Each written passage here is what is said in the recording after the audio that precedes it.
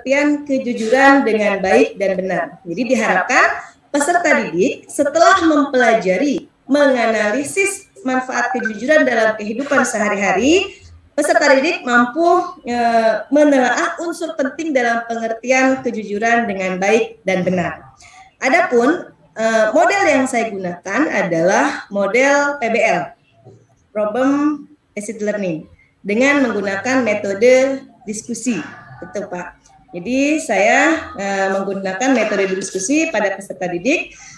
Kemudian di dalam video tersebut atau dalam pemaparan materi saya menggunakan tipeknya Infocus dan PPT. Dan PPT itu PPT yang saya buat sendiri. Saya tidak menggunakan penayangan video yang lain, hanya saja memaparkan materi itu dari PowerPoint saja. Di situ peserta didik, karena saya menggunakan metode PBL, peserta didik diharapkan mampu, pertama saya mengorientasikan peserta didik terlebih dahulu.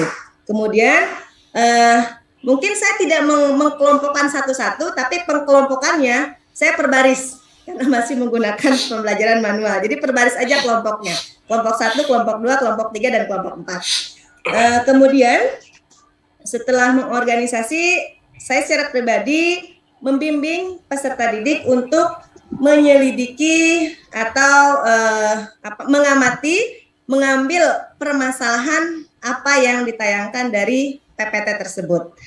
Setelah itu saya meminta peserta didik untuk menjelaskan, untuk berdiskusi terlebih dahulu, kemudian menjelaskan masalah apa yang sudah mereka dapatkan dari materi yang sudah saya paparkan tentang pengertian jujur sesuai dengan PPT yang ada. Setelah itu peserta didik setelah selesai diskusi per kelompok, di situ mungkin di videonya hanya perwakilan saja, per kelompok menyampaikan apa sih pengertian jujur yang mereka pahami sesuai dengan PowerPoint yang saya sampaikan. Adapun hot atau pertanyaan hotnya, yaitu saya buat ada di instrumen penilaian di tes lisan. Kebetulan saya menggunakan tes lisan, Pak. Itu di 3.6, di sini saya meminta peserta didik menganalisis dengan menjelaskan pengertian jujur yang kamu pahami dan apa hikmah jujur yang dapat dipetik dari pengertian jujur itu sendiri. Itu mungkin karena saya hanya berfokus kepada 3.6 menganalisis saja. Jadi saya meminta peserta didik untuk menyampaikan pemahaman mereka tentang pengertian jujur dan hikmah pengertian jujur yang dipetik dari pemaparan video yang ada. Adapun LKPD atau lembar kerja peserta didik, saya sampaikan secara manual, ya Pak ya, secara manual. Tapi saya share. Jadi saya di video itu saya tidak langsung memberikan LKPD secara langsung, tapi saya share lewat grup WA kelas 10 IPA, kelas 10.1 di SMAN Negeri 1 Jawilan. Itu mungkin Pak apa yang bisa saya sampaikan. Mohon maaf. Terima kasih. Assalamualaikum warahmatullahi wabarakatuh. Waalaikumsalam warahmatullahi wabarakatuh. Terima kasih Ibu Neng Nahdiah ya. Itu temanya sebenarnya sangat bagus dan menantang ya. Cuma Ibu medianya itu kan jujur, perilaku jujur.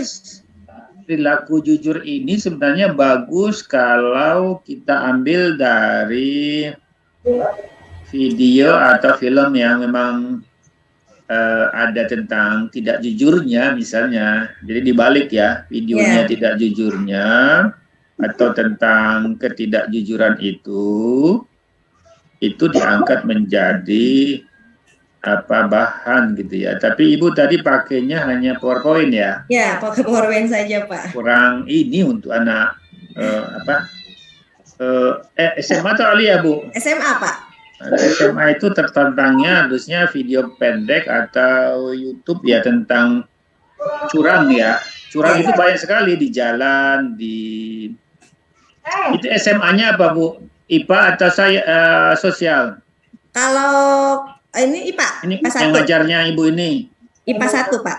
IPA 1 ya, itu lebih menantang ya. Tadi saya kira nunggu ke sana itunya, tapi nggak apa-apa sebenarnya. Yeah. Dan tapi termasuk yang paling banyak video tentang bukan jujurnya, tidak jujurnya. Nanti itu menjadi bahannya, dibalik bahan kita untuk menjadi temanya, Ibu temanya sebagus sebenarnya. Ya itu ya. Kemudian saya sih sebenarnya dari tadi belum mau dikaitkan dengan ayat, cuma karena Pak Rumbangnya nggak ada, jadi mungkin nanti aja. Sesungguhnya tema-tema yang Ibu buat cocokkan dengan ayat, dengan kasus di masyarakatnya, media yang dipakai, teknologi yang digunakan, evaluasinya. Sebenarnya kalau berdua utuh nih, cuma karena nggak ada, jadi cuma Pak Rumbang aja. Lalu Ibu sebenarnya sudah menggunakan WA ya? Iya Pak. Kalau WA sebenarnya bisa menggunakan jangan manual, harusnya bisa dalam bentuk aplikasi ya. Karena udah langsung WA di situ ya, jawabannya bisa ketahuan tuh. Ditayangkannya jawabannya hasil aplikasi apa kuis atau pakai Mentimeter tuh ada yang aplikasi mudah ya. Iya Pak. Lalu itu kelasnya nggak ditaruh dalam kelompok ya? Belum Pak, enggak. Saya hanya lihat aja maksudnya gitu ya. Enggak dibuat kelompok. Saya belum buat dikasih kelompok menarik ya kalau dibuatkan ya. Tidak apa-apa nanti. Nah, pertanyaannya tadi kan dalam bentuk multi atau esai ya yang Ibu share itu? Uraian Pak. Uraian. Coba satu apa pertanyaannya, kayaknya di RPP-nya nggak ada. Ada Pak, di tes lisan. Ada di bawah. Di penilaian pengetahuan. Oh, yang pengetahuan ya. Tes lisan 3 titik. Yang di bawah ya? Ya, di bawah Pak. Oke, bawah sekali. Bagian mana analisis? Di instrumen penilai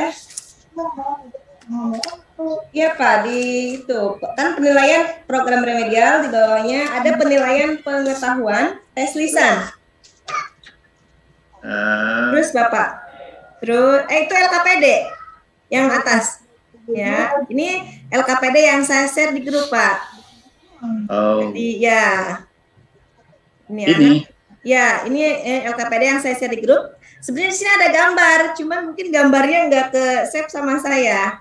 Lihat video ini gitu. Ya, ada gambarnya. Gambar tentang mencontek sama berperilaku curang tadi. Tapi ini dikerjakan masing-masing ya, bukan grup. Hah? Grup? Ya. Mana nggak ada perintah grupnya? Ini individu. Kalau pertanyaan di atas, Pak. Ya. Ya, kalau pertanyaan di atas. Mengamati video dan gambar individu ya? Ya, ada gambar itu. Saya nggak bisa. Nggak seru kalau SMA sendiri, ya kan? Iya Pak. Ya, biasanya.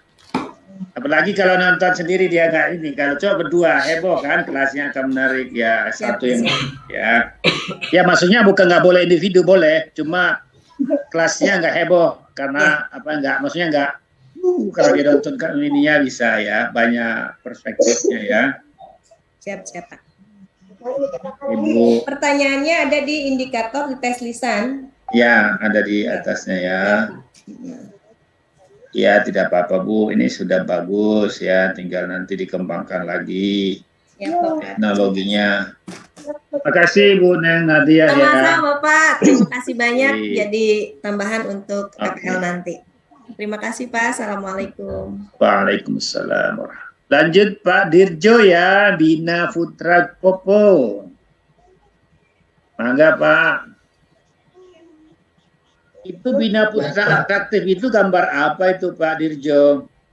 Oh, itu ini klaim dari sekolah kami. Jadi Bina Putra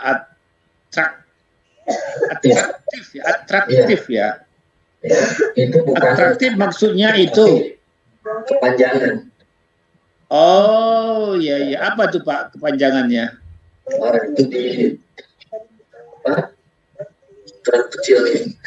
Yang di bawahnya. Lalu udah lanjut aja. Ya, saya kan pakai pelang itu saya tanya. Ya, silakan. Soalnya Pak Burhanuddin udah siap-siap dari tadi tuh ya. Bismillahirrahmanirrahim. Assalamualaikum warahmatullahi wabarakatuh. Waalaikumsalam. Suaranya terlalu kecil Pak Dirjo, yang semangat kalah dengan ibu-ibu. Baik Pak. Bismillahirrahmanirrahim. Untuk kali ini di di sini kami bikin seperti teman-teman mempresentasikan hal yang di AutoCAD prinsip itu.